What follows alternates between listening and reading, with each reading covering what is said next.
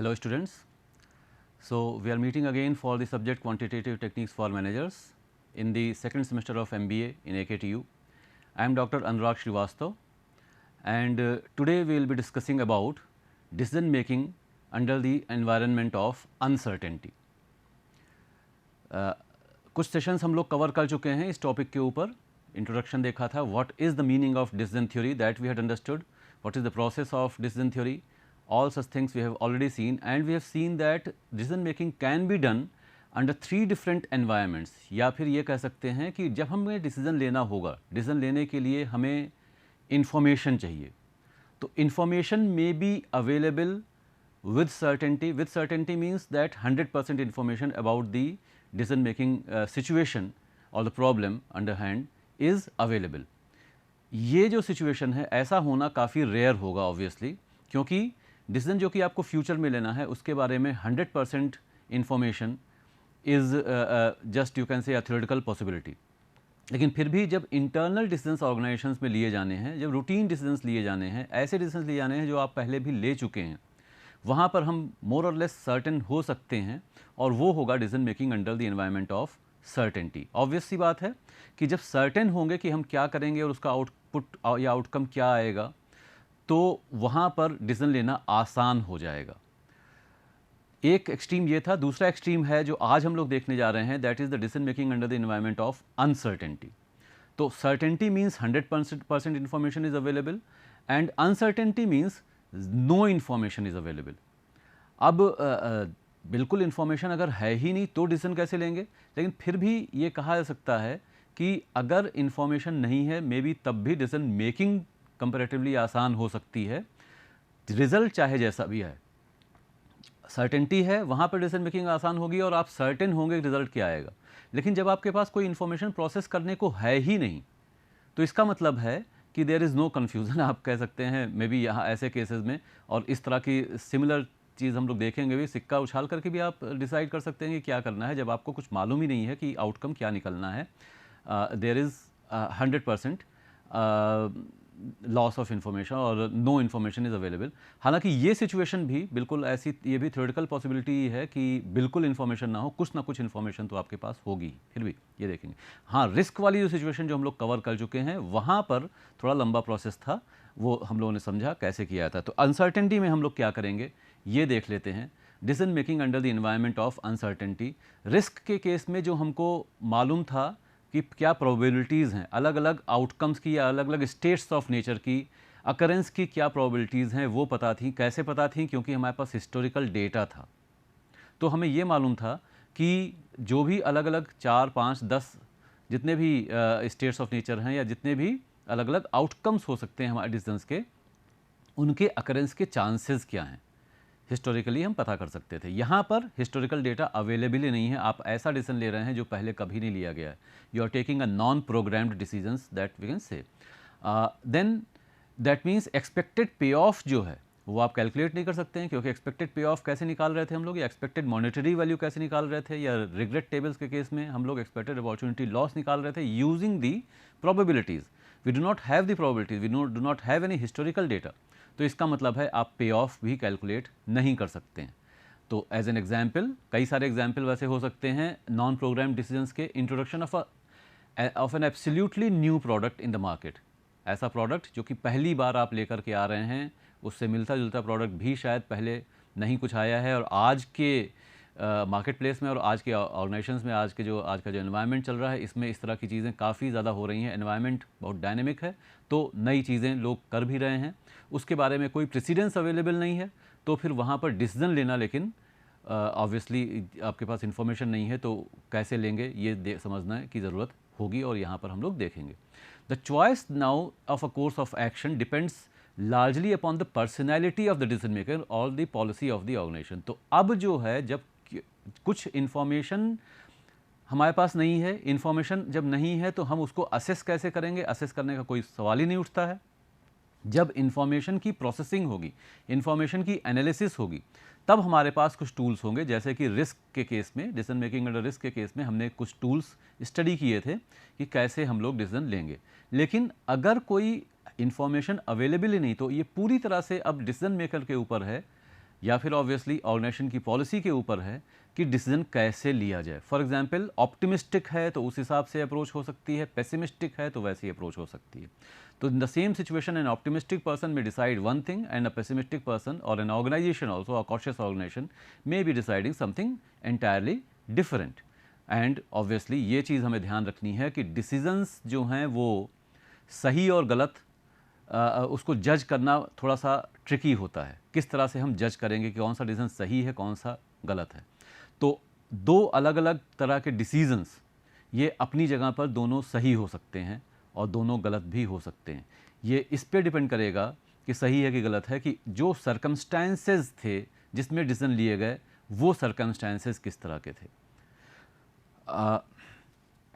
तो अलग अलग कई सारे हम लोग अप्रोचेज एक तरह से हम लोग देखेंगे या क्राइटेरियन देखेंगे।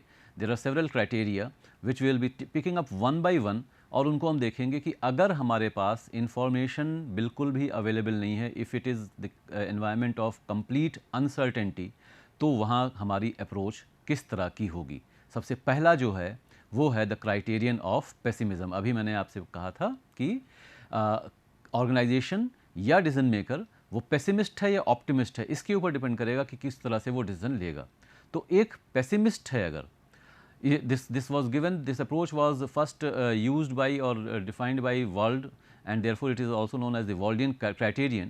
तो यहाँ हम क्या कर रहे हैं, पे ऑफ मैट्रिक्स जिस तरह से हमारे पास थी in case of decision making under risk, पे ऑफ मैट्रिक्स हमारे पास होगी। हमें ये मालूम होगा कि कौन कौन से कोर्सेज ऑफ एक्शन हमारे सामने हैं, हमें ये मालूम होगा कि इसके आउटकम क्या क्या निकल सकते हैं। ये दोनों चीज़ें हमको पता हैं यहाँ पर भी, जैसा कि रिस्क के केस में पता था। लेकिन रिस्क के केस में साथ साथ हमें क्या पता था कि जो अलग अलग आउटकम्स हो सकते हैं उनकी प्रोबेबिलिटीज़ क्या हैं। यहाँ पे उन प्रोबेबिलिटीज़ के बारे में हमारे पास कोई इन्फॉर्मेशन नहीं है। तो हमें मालूम क्या है, हमें मालूम है the different courses of action, we also know the different outcomes, and we also know the payoffs for the any combination of the course of action and state of nature. तो हमने एक particular course of action select किया और कोई एक particular state of nature या environment में कोई चीज़ हुई, तो उसका नतीजा क्या निकलेगा ये हमें पता है, लेकिन होगा क्या एनवायरनमेंट में ये नहीं पता है। हमारे हाथ में केवल ये है कि हम क्या डिसीजन लें। तो जो पे ऑफ मैट्रिक्स है उसमें determine the lowest outcome for each alternative. ये जो इंडिविजुअल यहाँ पर जो डिसीजन मेकर है या जो ऑर्गेनाइजेशन है वो हम मान करके चल रहे हैं कि ये पेसिमिस्ट है। तो पेसिमिस्ट क्या सोचेगा, पेसिमिस्ट ये सोचेगा कि हमने कुछ भी किया, हमने सपोज़ थोड़ा सा सिमिलर अगर क्वेश्चन लें, जैसे कि हम लोग बात कर रहे थे ग्रोसर की, तो ग्रोसर है या कोई भी है, उसको मालूम है 13 से 20 की 18 के बीच की डिमांड होनी है। अब वो ये देखेगा कि अगर हम 13 का क्या कोर्स ऑफ एक्शन सेलेक्ट करेंगे, उस केस में हमारे पास क्या क्या आउटकम्स हो सकते हैं। अगर डिमांड 14 की हुई, अगर 15 की हुई, 16 की हुई, 17 की हुई, 18 की हुई, तो उसका आउटकम क्या निकलेगा।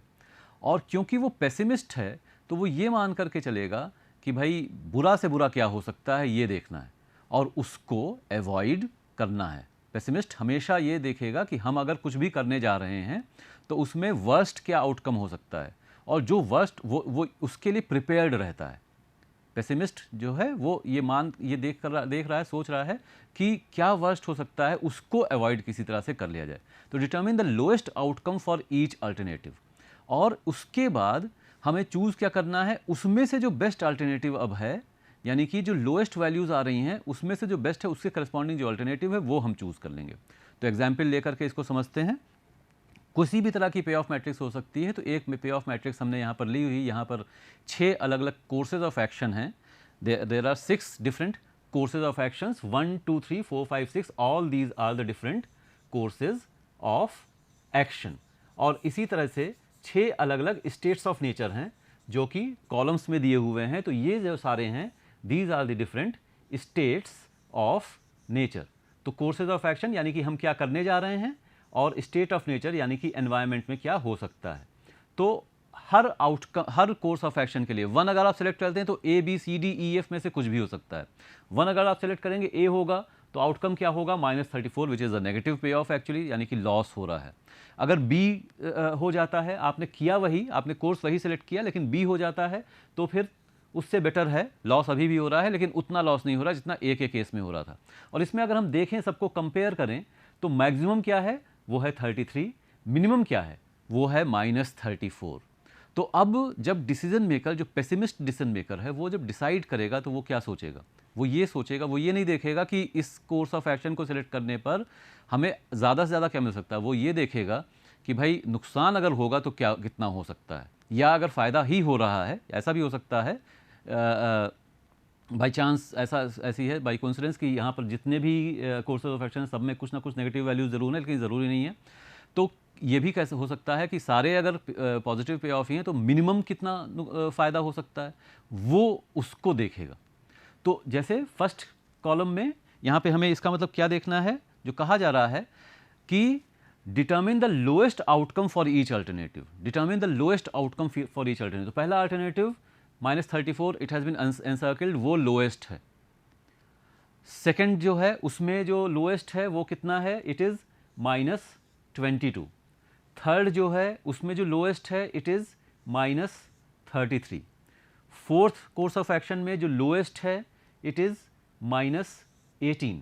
फिफ्थ कोर्स ऑफ एक्शन में जो लोएस्ट है it is -33 and sixth course of action में जो लोएस्ट है इट इज़ -36।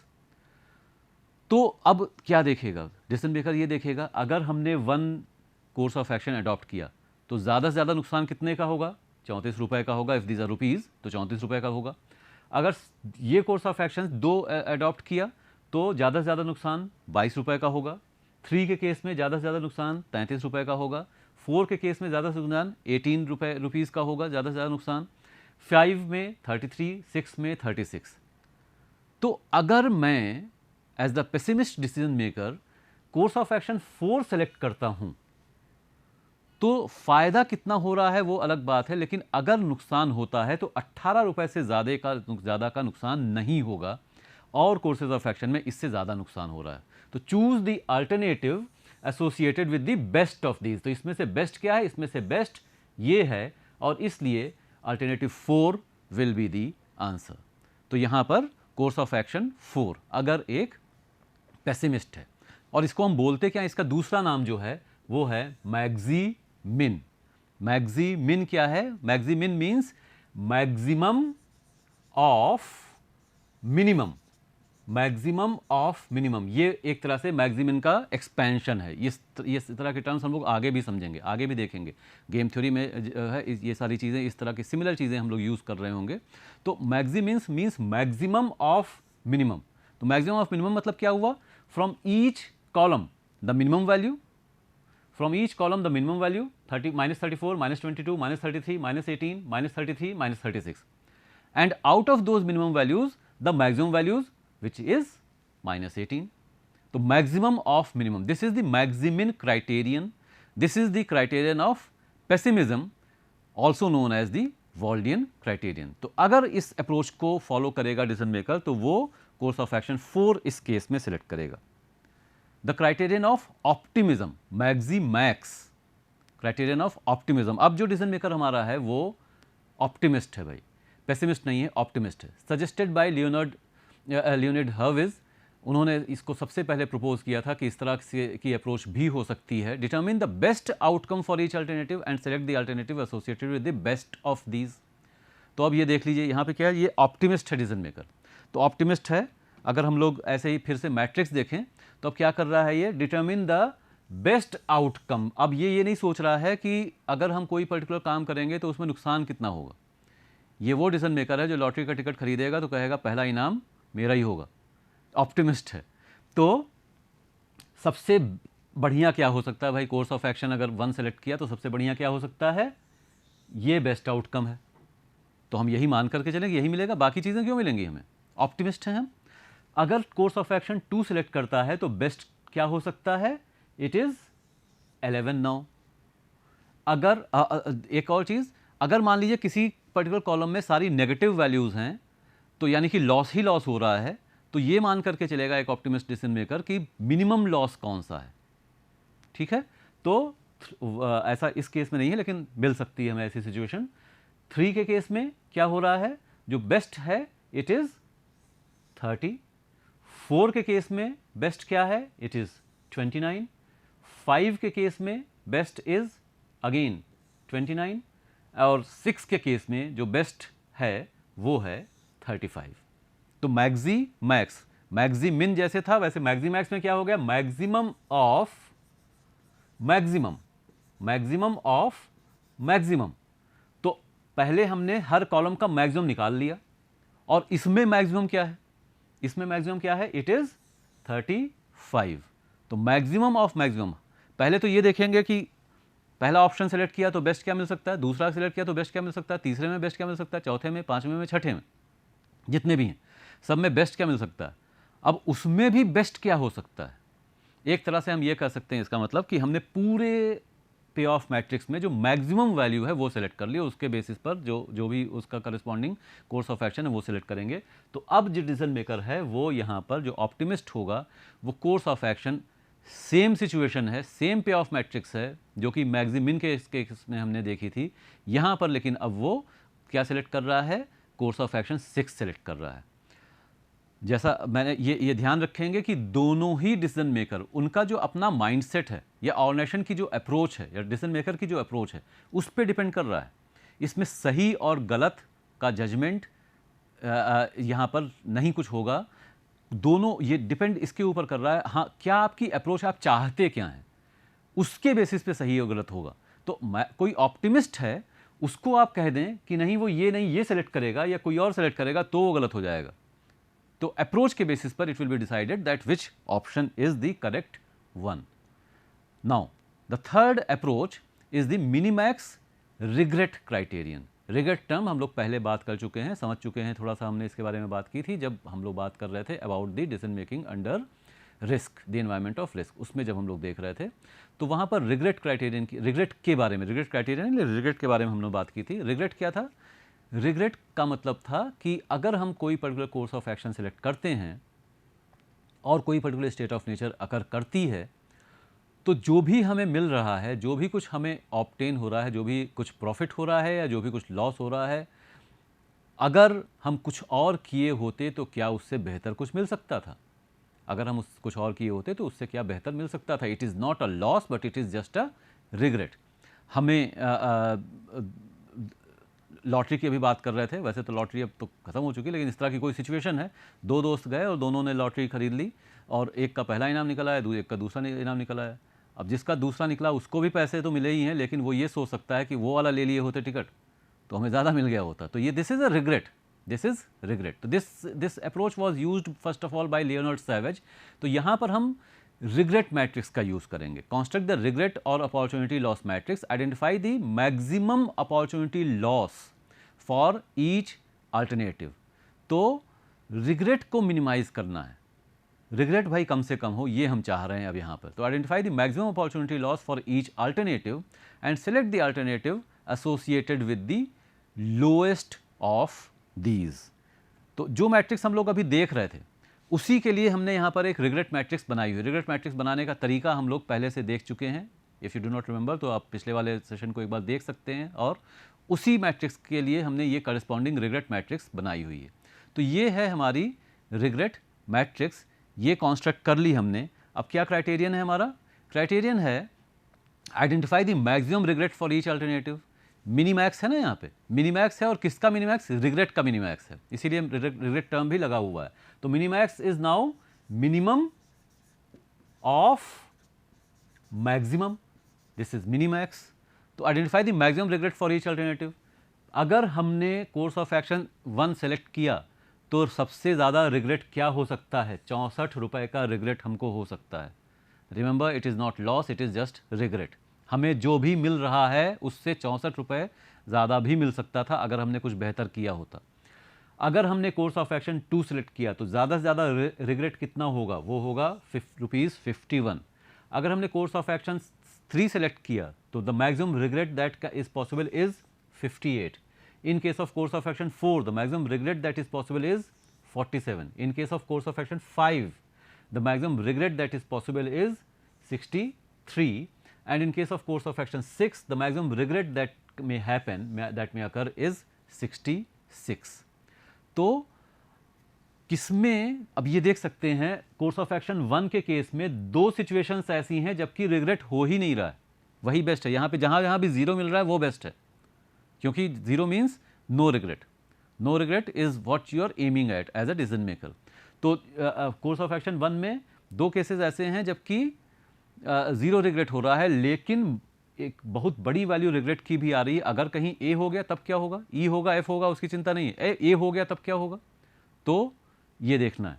अब इसमें से मिनिमम क्या है, select the alternative associated with lowest of these. तो लोएस्ट क्या है, 64, 51, 58, 47 is the lowest among these. 47 is the lowest, और ये कब हो रहा है, ये कोर्स ऑफ एक्शन 4 के केस में हो रहा है। तो अगेन मिनिमैक्स रिग्रेट क्राइटेरियन के हिसाब से अगर डिसीजन मेकर चलेगा तो वो कोर्स ऑफ एक्शन 4 सेलेक्ट करेगा और अपने रिग्रेट को मिनिमाइज कर ले जाएगा। नेक्स्ट क्राइटेरियन क्या है, it is the criterion of realism. ये जो क्राइटेरियन है, देखिए मिनिमैक्स रिग्रेट क्राइटेरियन भी जो है वो भी थोड़ा पेसिमिस्ट अप्रोच वाला ही है, उसको यूज़ करने का तरीका थोड़ा सा अलग था बस।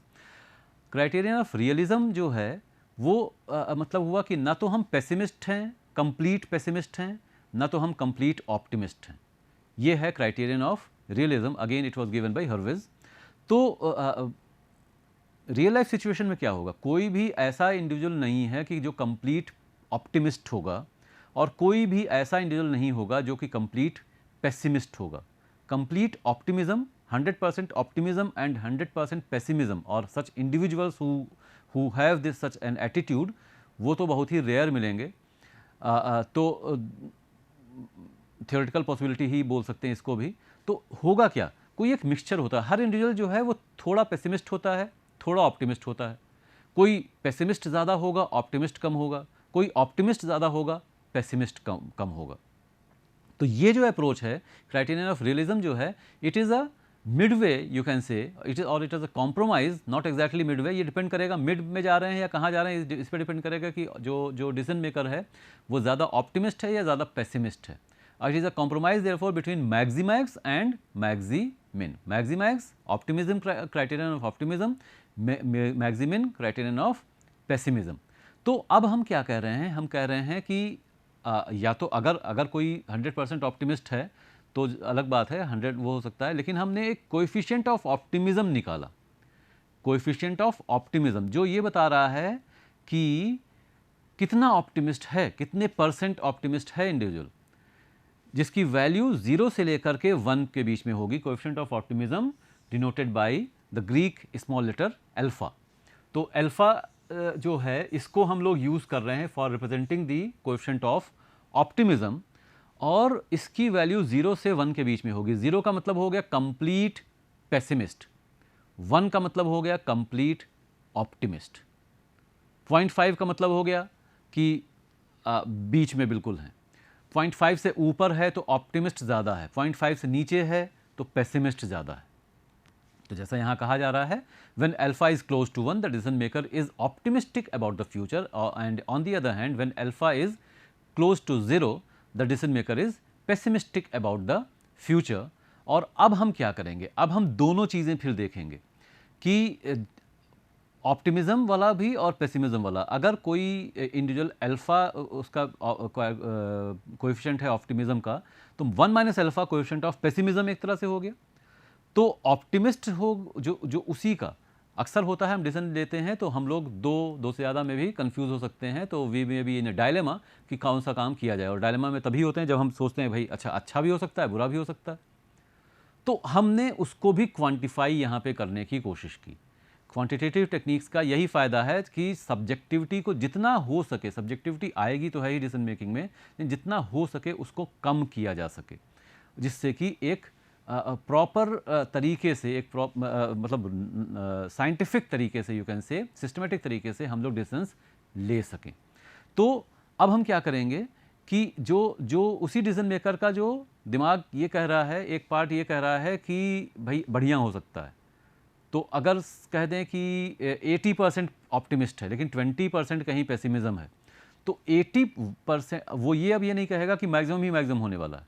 अगर 20% पेसिमिस्ट है या 80% पेसिमिस्ट भी है, तो भी वो ये नहीं कहेगा, 20% पार्ट उसका ये कह रहा होगा कि अच्छा भी हो सकता है। तो ना तो बेस्ट लेंगे ना तो वर्स्ट लेंगे, हम जब ये मान करके चल रहे हैं कि अच्छा हो सकता है तो मैक्सिमम पे ऑफ को ले लेंगे, और जब हम कहेंगे कि बुरा हो सकता है तो मिनिमम वाले को ले लेंगे।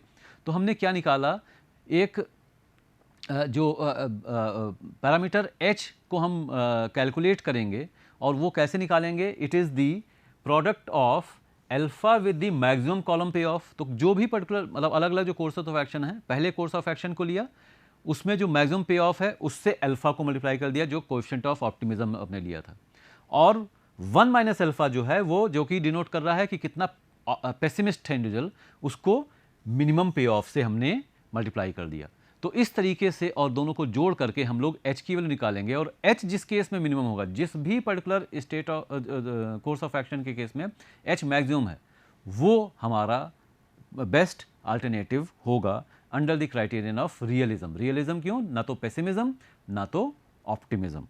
तो अगेन वही सिचुएशन, ये सेम मैट्रिक्स है, उसमें जो अलग अलग चीज़ों को हमने जरा सा कलर कर रखा है। क्यों कलर कर रखा है, हमने माना ये या तो दिया होगा या तो आपको एज्यूम करना होगा कि हमारा जो रीजन मेकर है वो कितना ऑप्टिमिस्ट है कितना पेसिमिस्ट है, उसका क्राइटेरियन, उसका जो कोएफिशिएंट ऑफ ऑप्टिमिज्म है अल्फा, उसकी वैल्यू क्या है। ये यहाँ पर 0.6 अगर दी हुई है, let alpha be equal to 0.6, 60% optimist 40% pessimist.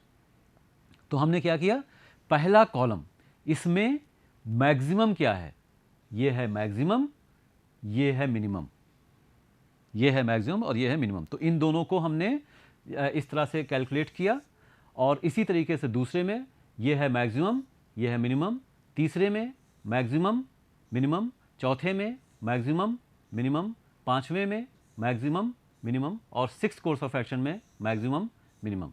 तो ये जो वैल्यूज़ इस तरह से हमने मल्टीप्लाई करके निकाली, तो वैल्यूज़ आ रही हैं h की इस तरीके से, 6.2 - 2.2 4.8 10.2, द हाईएस्ट 4.2 एंड 6.6। तो इसका मतलब है कोई रियलिस्टिक है और उसका जो अल्फा की वैल्यू है, कोएफिशिएंट ऑफ ऑप्टिमिज्म की वैल्यू अगर इतनी है तो वो सिलेक्ट करेगा कोर्स ऑफ एक्शन 4। ये हो गया criterion of realism. The last criterion is the Laplace criterion. यहाँ पर हमें जब मालूम ही नहीं है कि कितनी प्रोबेबिलिटी होगी, तो हमने मान लिया कि सबके को जो अकरेंस के चांसेस हैं वो बराबर है। तो हमने मान लिया, यहाँ पर थोड़ा सा इस तरह का क्वेश्चन तो हम लोग पहले भी कर चुके हैं, तो इसलिए एक छोटा सा एग्जाम्पल लिया है, सेम मैट्रिक्स है लेकिन हमने दो कोर्सेज ऑफ एक्शन कम और स्टेट ऑफ नेचर हटा दी हैं अगर, तो यहाँ पे 4 ही हैं, नहीं मालूम है ए होगा, बी होगा, सी होगा, डी होगा, तो सबके लिए 0.25 0.25 0.25 0.25 टोटल 1 ऑब्वियसली होगा। तो ये हमने कर दिया, और जिस तरह से EMV कैलकुलेट कर रहे थे वैसे ही यहाँ पे हमने EMVs कैलकुलेट कर ली। यहाँ पे भी हमने सारी EMVs कैलकुलेट कर ली, और EMVs के बेसिस पर हमने निकाल लिया कि बेस्ट जो कोर्स ऑफ एक्शन है वो है corresponding to EMV 15.75 which is course of action 3। तो लैपलेस क्राइटेरियन के हिसाब से हम लोग इस तरीके से सिलेक्ट कर सकते हैं। अप्रोच वही है जो कि रिस्क वाली थी, प्रोबेबिलिटीज़ हमने अपने हिसाब से कह दिया कि क्योंकि किसी के बारे में नहीं मालूम है तो सबकी प्रोबेबिलिटीज़ बराबर है। So this is about the decision making under uncertainty. और इसके बाद फिर हम लोग इसका एक और कुछ चीज़ें देख करके we will be concluding the topic of decision theory. So thank you, see you again.